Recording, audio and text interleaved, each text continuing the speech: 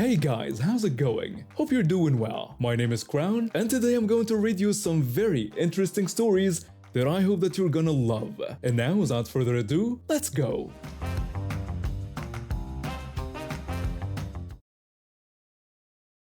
I was 15 when my world got turned upside down. The hurricane hit our town like nothing I'd ever seen before. One day I was complaining about homework and worrying about what to wear to school, and the next day our house was underwater and we were sleeping in a Red Cross shelter with hundreds of other people. The insurance company dragged their feet for months. Something about flood damage versus wind damage, and which policy covered what. All I knew was that we went from having our own place to bouncing around temporary housing like pinballs. First, it was the shelter, then a motel room that smelled like cigarettes and bleach, then my grandmother's couch for 2 weeks until her landlord said we had to go. The city found us a temporary house through some disaster relief program. It was better than sleeping on a cot surrounded by strangers, but the place was completely empty. No furniture, no decorations, nothing. Just 4 walls, some windows, and carpet that had seen better days. We had sleeping bags on the floor and 8 off-paper plates sitting cross-legged in what I guess was supposed to be the living room. My sister handled it better than I did. She was 12 and seemed to think it was all one big camping adventure. Me? I felt like my entire identity had been stripped away. All my stuff was gone. My room, my books, my computer, even my stupid collection of novelty pencils. Everything that made me feel like myself had been washed away or molded beyond recognition. My aunt worked as a therapist across town, and she kept insisting that my sister and I needed to talk to someone about everything that happened. She used every connection she had to find us free therapy, which I knew was a big deal. Mental health services aren't exactly easy to come by when you're broke and displaced. The therapist my aunt found for me agreed to do sessions over video calls, which was good because we didn't have reliable transportation. My mom borrowed a laptop from a friend so I could do the appointments. The whole setup felt weird and clinical, but I figured it was better than nothing. The day of my first appointment, I sat on the floor in the empty living room with a laptop balanced on my knees. My mom wanted to introduce herself to the therapist, so she sat just out of camera range on the floor next to me. The whole thing felt surreal. When the therapist's face appeared on screen, she looked professional enough. Middle-aged woman with short hair and a nice office behind her with bookshelves and diplomas on the wall. The contrast between her tidy background and my empty room wasn't lost on me. She started by asking if I was in a safe and comfortable location for our session. I told her yes, I was safe. Then she asked why I was sitting on the floor. I explained that I didn't have a chair. She asked why I didn't just get a chair, so I told her there were no chairs in the house. I tried to keep my voice steady, but inside, I was cringing. I didn't want to launch into our whole sob story right off the bat. I was 15 and already felt weird enough about needing therapy. What happened next shocked me. She actually laughed. Not a sympathetic chuckle or an understanding smile, but a full laugh like I told her a joke. She said she couldn't believe I was telling her we didn't have a single chair in the whole house, and asked if I thought she was so casual that I could take the appointment from the floor. Her tone was incredulous, like I was trying to pull some kind of prank on her. I felt my face burn with embarrassment and anger. Before I could even respond, my mom had grabbed the laptop from my hands. She told the therapist that yes, we had been homeless since Hurricane Patricia, just like she had written in the intake form. Then she added that maybe the therapist didn't know how to read very well. My mom's voice was ice cold. I'd heard that tone before when she was dealing with insurance adjusters and bureaucrats who tried to brush us off. The therapist's face went from smug to mortified in about 2 seconds. The therapist started stammering apologies, saying she was sorry and that she must have missed that information. My mom pointed out that it was literally the first thing she had written on the form, right at the top where it asked about current living situation. The therapist kept apologizing and admitted it was completely her fault, saying she should have reviewed the intake materials more thoroughly. My mom told her that, yes, she should have, because this was her job. The therapist looked like she wanted to disappear through the screen. She spent the next few minutes apologizing and asking if we wanted to reschedule so she could properly review my case. My mom handed the laptop back to me and walked away without another word. I ended up staying for the rest of that session, though it was awkward as hell. The therapist kept over-apologizing and asking gentle questions about our housing situation like she was walking on eggshells. I gave short answers because, honestly, I felt more embarrassed than before. Over the next 4 months, I met with her every couple of weeks. She was definitely nicer after that first disaster of a session, but she never really seemed to get it. She'd suggest coping strategies like creating a calm space in my room or establishing routines without seeming to understand that I didn't have a room or any space that was really mine. During our last session, she asked me how I felt about ending therapy. I told her I thought I was good and that things were more stable now. We gotten into a furnished apartment through another assistance program and life was starting to feel a little more normal.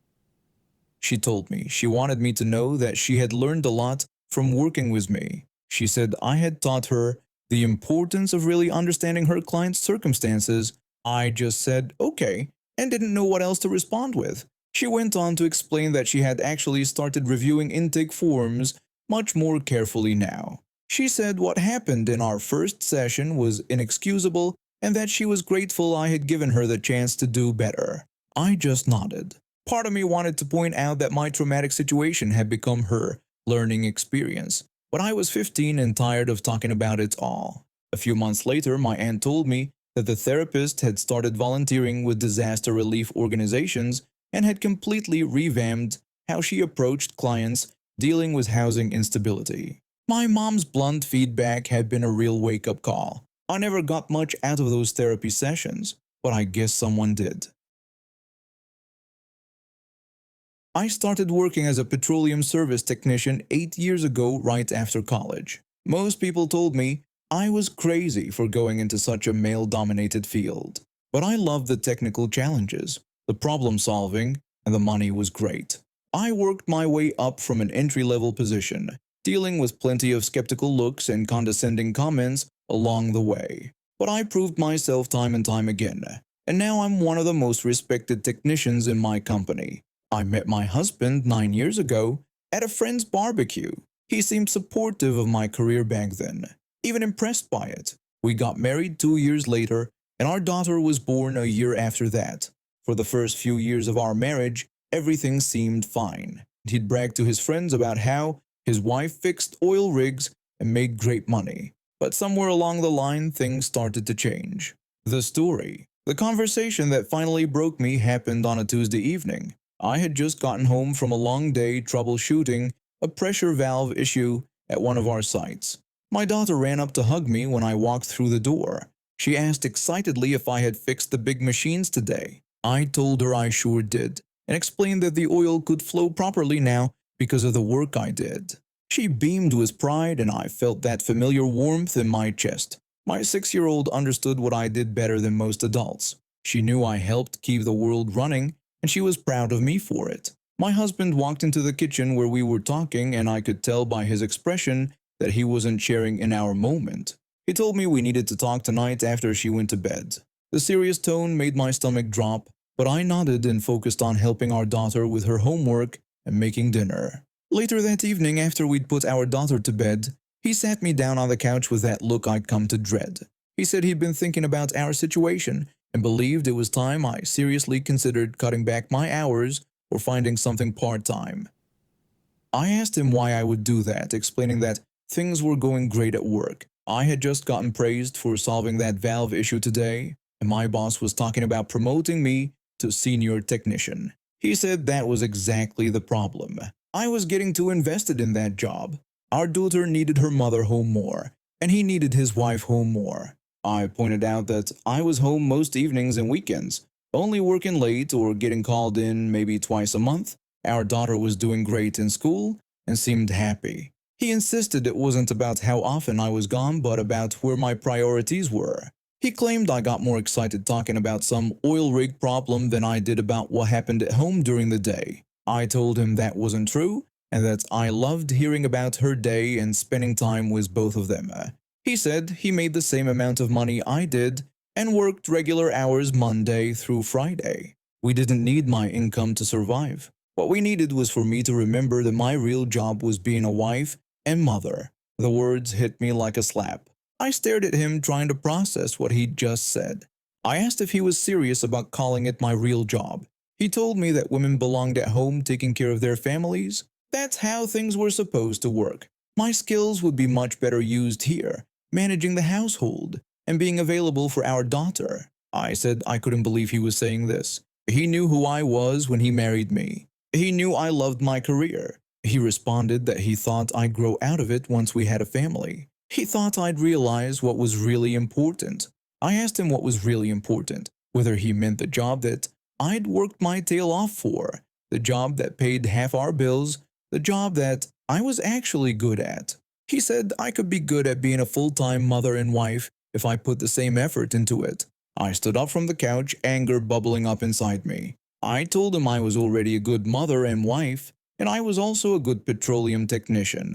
I asked why I couldn't be all three. He said because something had to give, and it should be the job, not the family. I asked him to let me get this straight. He wanted me to give up the career I loved, the job I'd spent years building expertise in, the work that challenged and fulfilled me, so I could stay home and do what exactly? Clean the house that was already clean, organize closets, bake cookies all day. He told me not to be dramatic. There was plenty to do at home and our daughter would benefit from having her mother around more.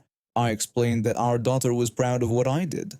She told her friends that her mommy fixed important machines that helped people. She didn't seem damaged by having a working mother. He dismissed this, saying she was just a kid and didn't understand the impact yet. That's when something inside me snapped. I told him I wanted to talk about impact. Today I had fixed a valve that was preventing an entire production line from operating.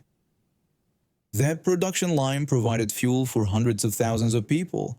My work, literally, helped keep the lights on and cars running for families across the state. My co-workers respected me, my boss valued me, and I got satisfaction from solving complex problems that most people couldn't even understand. He said that was exactly what he was talking about. I was more passionate about that than about them.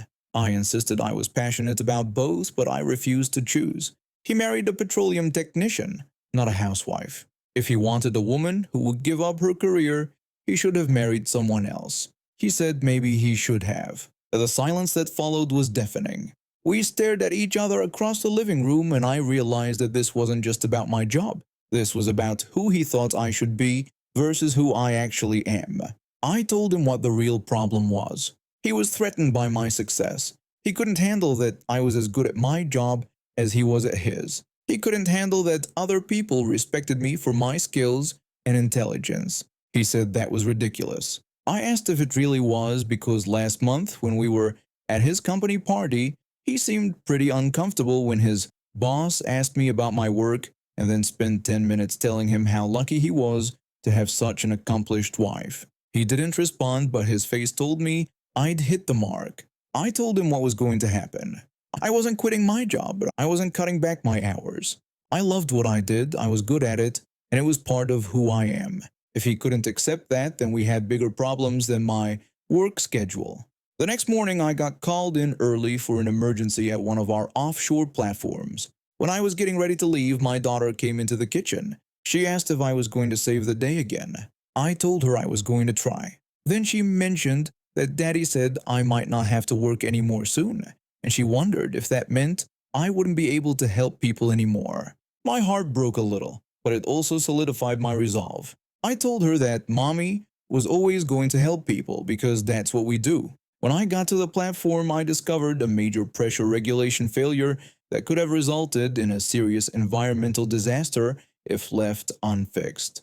It took me 14 hours, but I solved it. My boss called it one of the most impressive diagnostic and repair jobs he'd seen in 20 years. That evening, I came home to find my husband sitting at the kitchen table with divorce papers. He said he couldn't live with someone who chose her job over her family.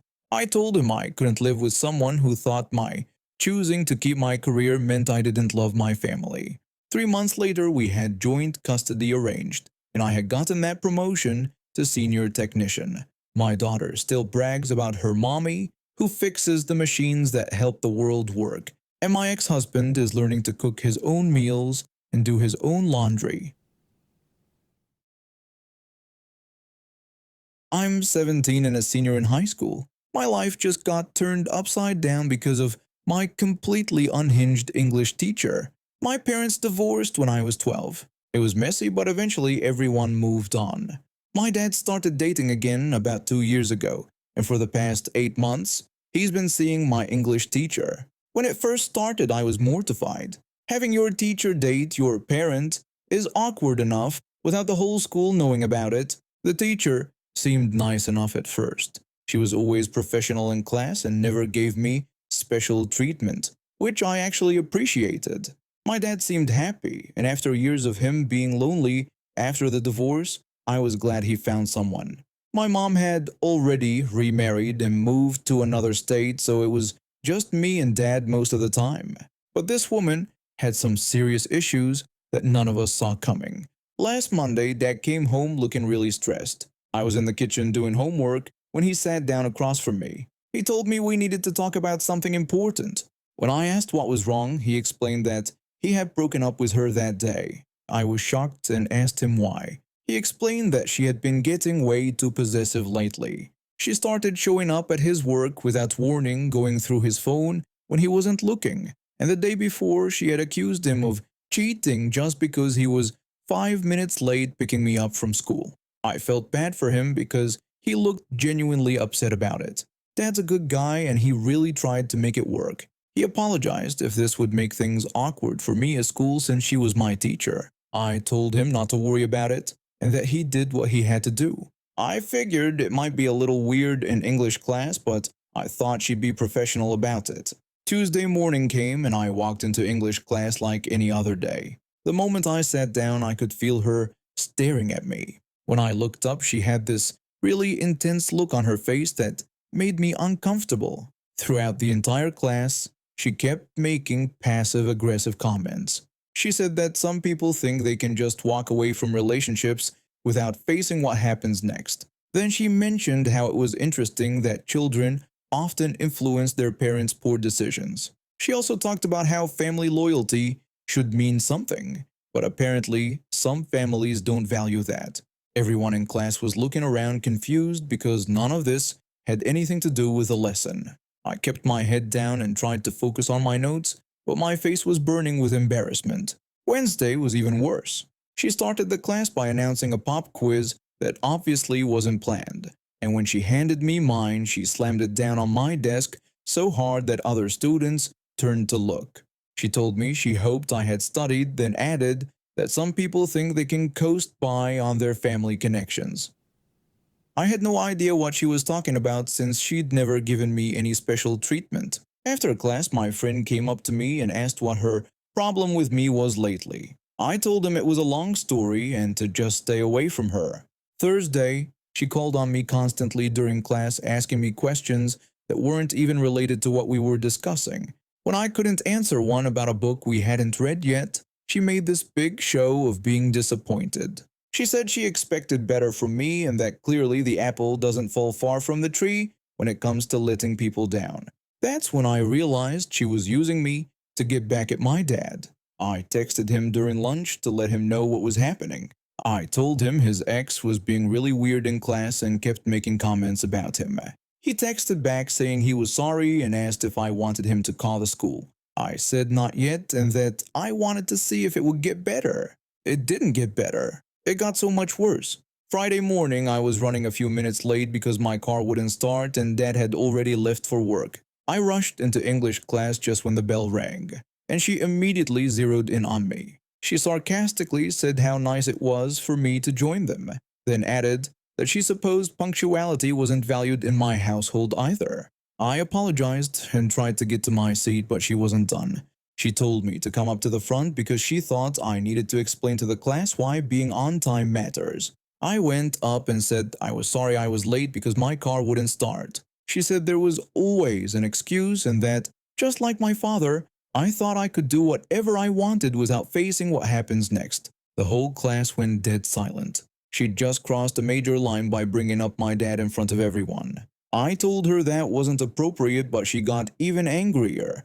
She told me not to dare talk back to her and said I thought I could be disrespectful because my daddy had been dating her. Now everyone knew. I could hear people whispering and I wanted to disappear. I asked if I could please just sit down, but she refused. She said I was going to stand there and listen to what she had to say about my family. That's when she completely lost it. She started ranting about how my dad was a coward and how I was just like him.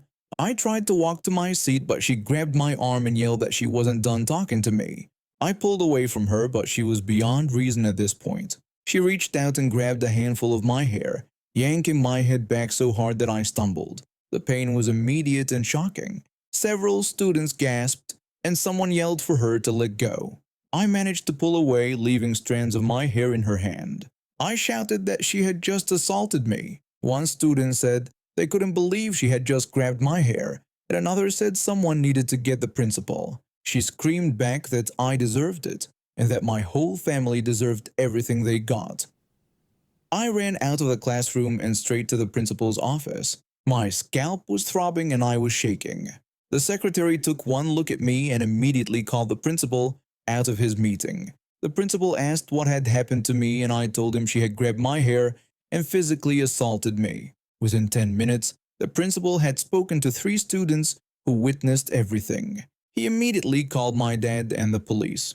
Dad left work and arrived at the same time when the officers did. The teacher was arrested right there in her classroom. Turns out several students had recorded parts of her rant on their phones. The videos clearly showed her grabbing my hair and my reaction. Dad was furious, but he kept it together while talking to the police. He pressed charges immediately and told the officers that this was completely unacceptable because she had assaulted his daughter just because she was angry at him.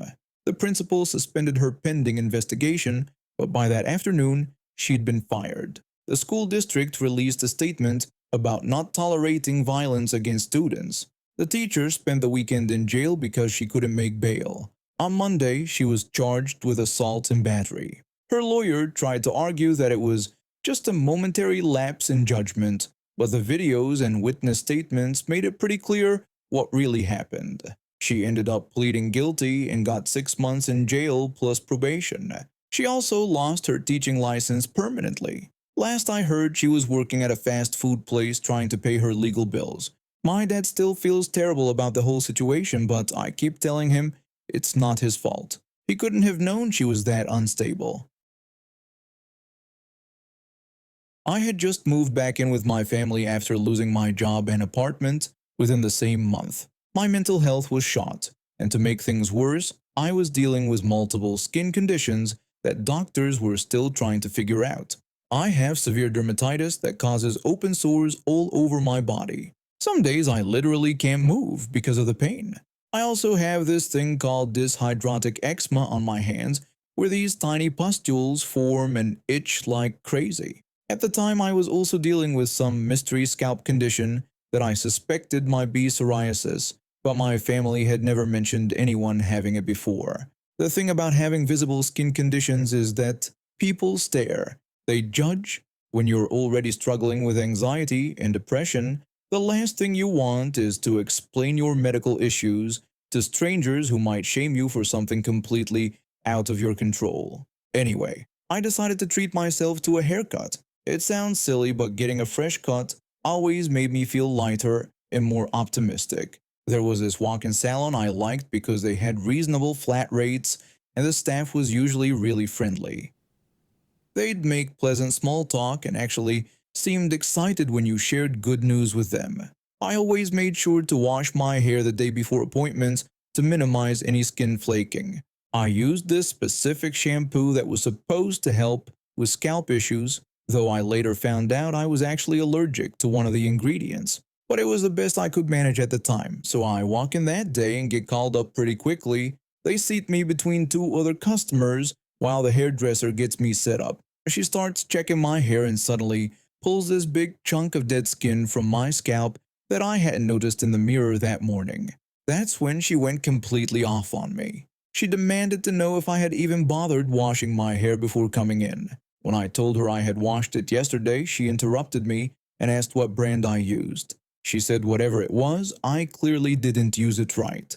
She claimed I couldn't have used the good stuff because that actually gets rid of dandruff. She wanted to know exactly how I had washed it. When I tried to explain that I just shampooed it like normal, she cut me off again. She told me I didn't do it right and that I should know to double wash. She called the whole situation disgusting and said now she had to wash my hair too before she could even start cutting. She immediately tacked on an extra charge for washing my hair, which I understood from a business perspective, but I never asked for a wash. The two customers sitting next to me went completely silent.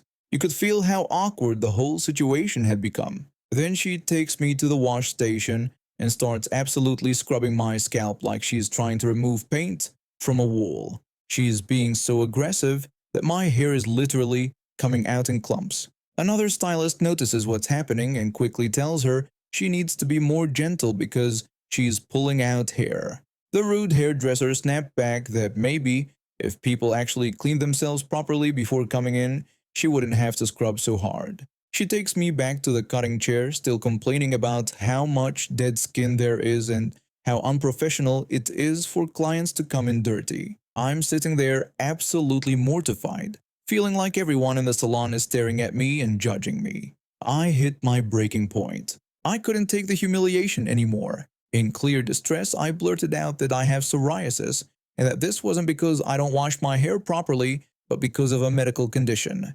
The moment those words left my mouth, the lady working on the customer next to me immediately stepped forward. She suggested that she take over my appointment while the rude hairdresser could go ring up her customer instead. The rude hairdresser looked annoyed but didn't argue. When she was out of earshot, the nice stylist started apologizing over and over for how I had been treated. She said the other hairdresser had no right to treat me that way, and asked to look at what damage had been done to my scalp. She examined my head, and her face went pale. She told me that the aggressive washing had really damaged my scalp. She explained that if I have psoriasis, everything the other hairdresser had told me about double washing would actually make my condition worse, not better. She was incredibly gentle while she worked, constantly asking if I was in any pain and adjusting her technique accordingly. She explained that people with scalp conditions need completely different care and that the salon should have protocols in place for situations like this. When I went to pay, they still charged me for the wash, which stung a bit since I never requested it and it had been traumatic. But the nice stylist made sure to put detailed notes in my file about my condition so this would never happen again. I was leaving when I saw the manager come out from the back office. She told the rude hairdresser that she needed to have a word with her in her office immediately. The hairdresser's face went white. I still get anxious going to new hairdressers because of what happened that day, but at least I learned to speak up about my medical conditions from the start. Nobody should have to endure public humiliation because of a health issue they can't control. My neighbor lives 2 houses down, and from day one I noticed his large mixed breed dog running around the neighborhood without a leash. At first I figured maybe it was just an occasional thing. Dogs get out sometimes, right? But when weeks turned into months, I realized this was his normal routine. Every morning and evening, there was his dog wandering freely around everyone's yards, including mine. The thing is, our city has a clear leash law. Dogs must be on leashes when they're not on their owner's property. Our homeowners association rules say the same thing. It's not like these are obscure regulations buried in fine print somewhere. They're basic community standards that everyone agreed to follow when they moved here. The first time his dog scratched me, I was heading out to meet some neighbors for a barbecue. I was walking to my car when the dog came bounding over, jumping up on me with muddy paws. Its claws raked down my arm, leaving several deep scratches that started bleeding immediately. I was wearing a light shirt, so there was no protection. By the time I got to the barbecue, my arm looked like I'd been in a fight. When I arrived at the barbecue with my bleeding arm, my neighbors were shocked and asked what had happened. I explained that the board member's dog had attacked me in my own driveway. One neighbor mentioned that this was the 3rd time that month they'd seen the dog running loose. Another neighbor said someone was going to get seriously hurt, and I replied that I was starting to think that's exactly what it would take for anyone to care. After that incident, I decided to start documenting everything. Every time I saw the dog on my property or anyone else's, I took videos. I submitted formal complaints to the Homeowners Association, complete with timestamps and footage. I sent emails. I even showed up to board meetings. Nothing happened. No fines, no warnings, no results whatsoever. The dog kept running free and I kept feeling like a prisoner in my own yard. I couldn't guard him peacefully or even walk to my car without looking over my shoulder. About 6 months after I started complaining, my neighbor confronted me while I was checking my mailbox. He told me I needed to stop using Nazi techniques on him and mind my own business. I was shocked and asked if he had just compared me, asking him to follow basic leash laws, to Nazi techniques. He said I was harassing him with all the videos and complaints, claiming it was his dog and he'd handle it how he wanted. I told him it became my business when his dog was on my property and injuring me. He just told me to stay away from his dog then. I was so shocked by his comparison to Nazi techniques that I could barely respond. The casual way he threw around that reference, given the horrific context of the Holocaust, was deeply offensive. But apparently in his mind, asking someone to follow community rules was equivalent to fascist oppression. Almost 2 years later, the second attack happened. I was coming home from work, carrying groceries, when the dog came running at me again. This time it knocked me partially off balance, and when I tried to steady myself, its claws caught my forearm again.